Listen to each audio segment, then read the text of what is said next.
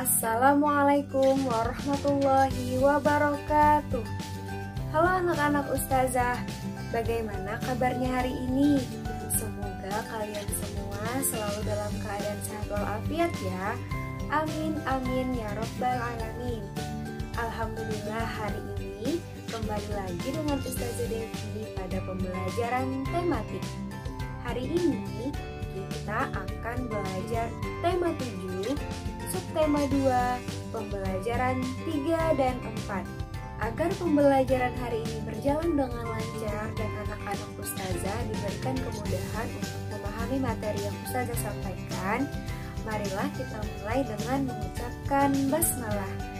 Bismillahirrahmanirrahim. Alhamdulillah, baiklah anak-anak ustazah, sudah siapkah buku tema 7-nya? Coba disiapkan dulu ya. Dan simaklah video pembelajaran hari ini dengan baik. Selamat menyaksikan. Berikut adalah muatan dan tujuan pembelajaran kita pada hari ini. Hari ini kita akan belajar mengenai informasi baru dan gagasan pokok pada sebuah paragraf, menjelaskan bentuk, bahan pembuat, dan keunikan dari rumah adat Kalimantan Selatan, dan penggunaan dan tindakan melestarikan pakaian adat di Indonesia. Pada subtema sebelumnya, kita sudah belajar mengenai menemukan informasi baru dan menentukan gagasan pokok pada sebuah paragraf. Sekarang anak-anak ustazah, bacalah teks halaman 63-64 berikut.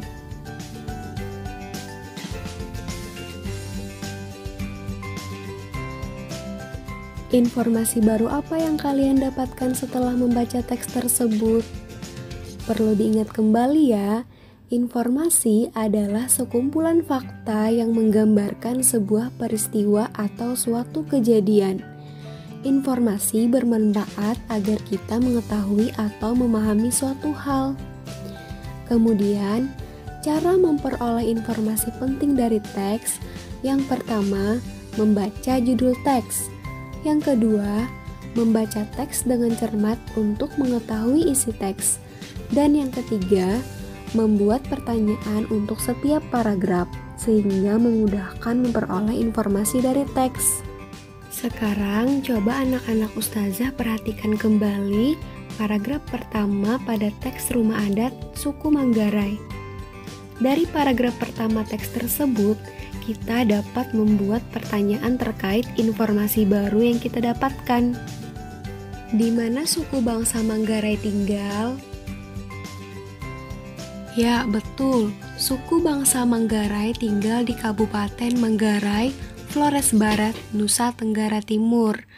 Nah, informasi yang kita dapatkan terletak pada kalimat pertama pada paragraf pertama.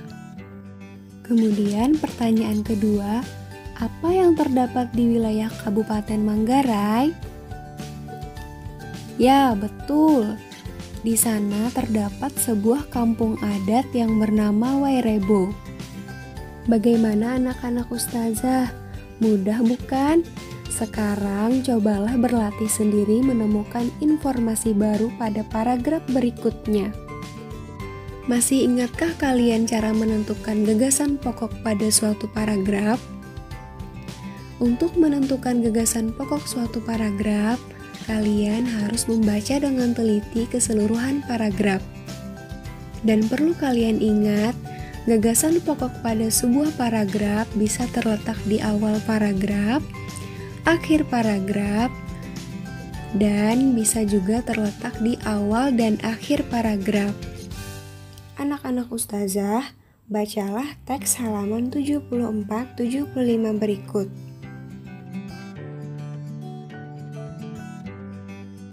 Sekarang, mari kita menentukan gagasan pokok pada paragraf berikut.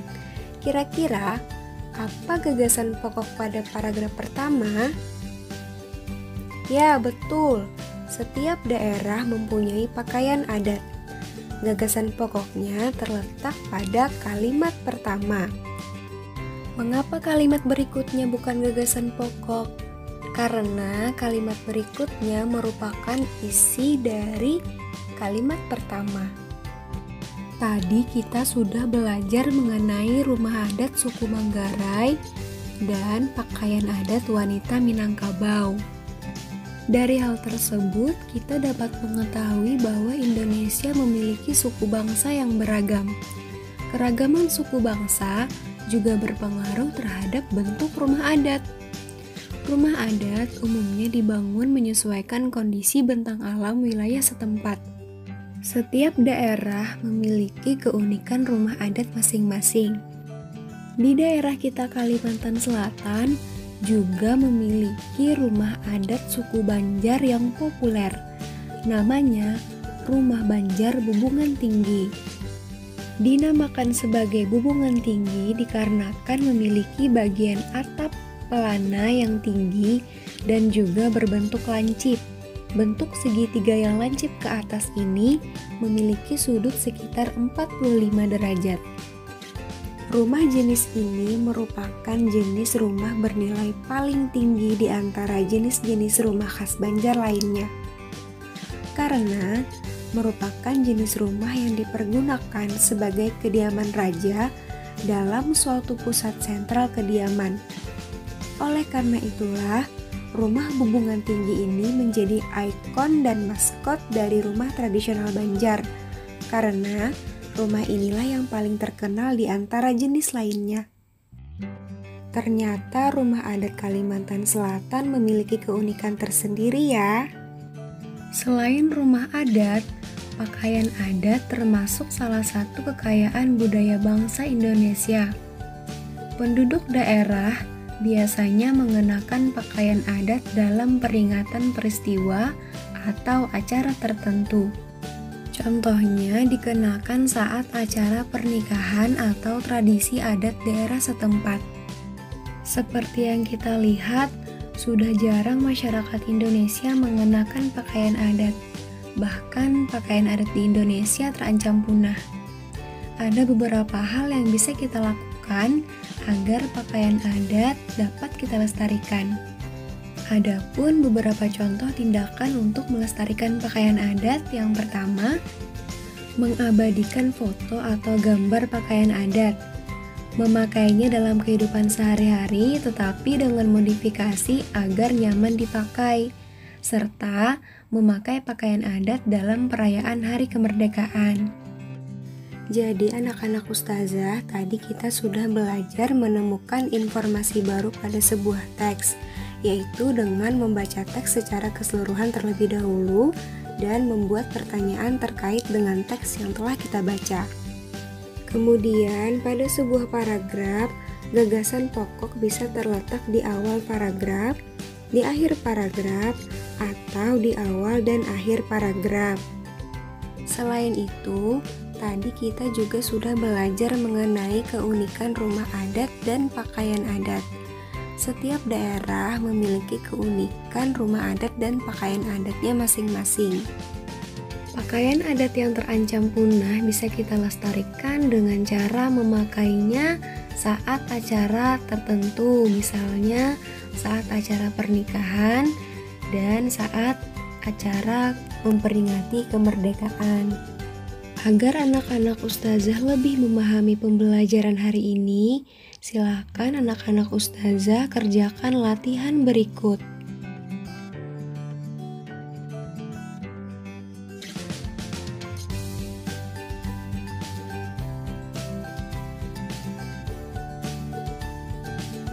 Terkait pembelajaran kita pada hari ini, khususnya tentang keragaman, pada Quran Surah Ali Imran ayat 103 yang artinya, dan berpeganglah kamu semuanya kepada tali agama Allah, dan janganlah kamu bercerai-berai.